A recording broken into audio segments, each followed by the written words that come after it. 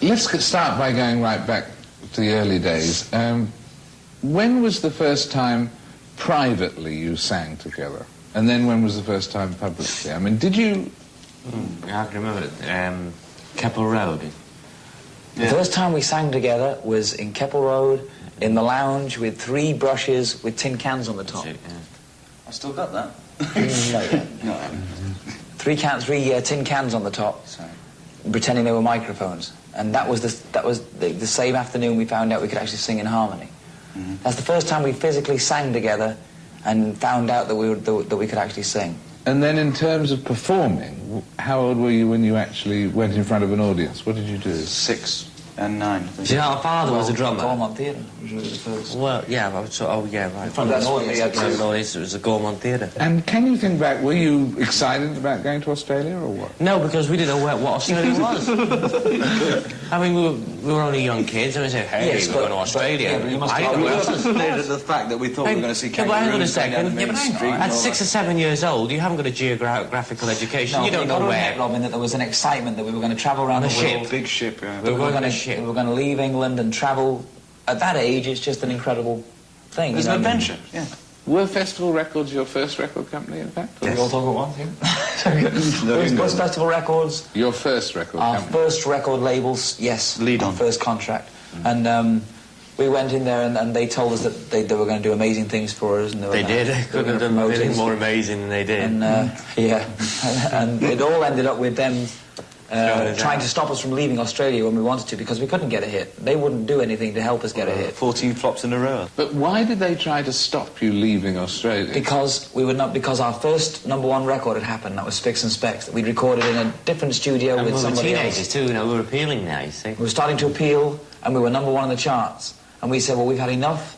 We got this record on our own. You didn't help us, and we're going to go to England now. Because Spicks and Specks, our first hit record, was done in a studio with the first guy that ever believed in us, Ozzy Byrne. And it was his studio, he gave it to us free. It was a little room in the back of a butcher shop. That's what it was. And it was for the first time in our careers we were allowed to explore. Here they are, ladies and gentlemen, the Bee Gees.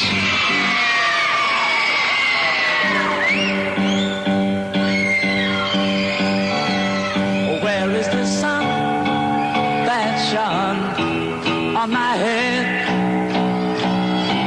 The sun in my life, it is dead, it is dead. Where is the light that would play in my streets? And where are the friends I could meet, I could meet? Where are the girls I left far behind?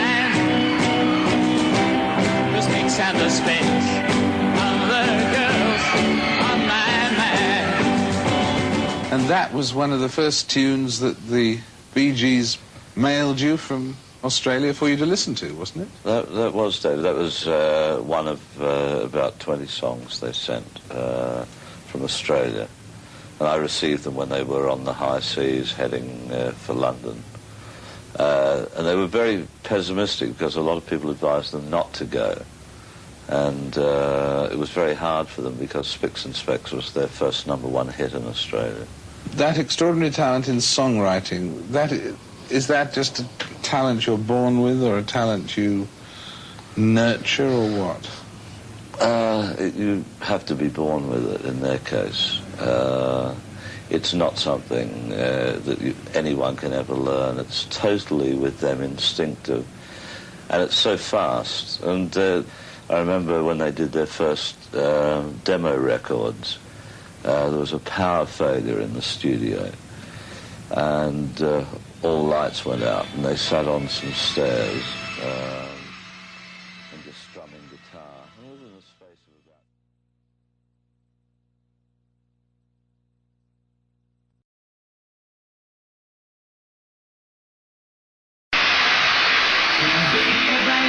Something happening to me.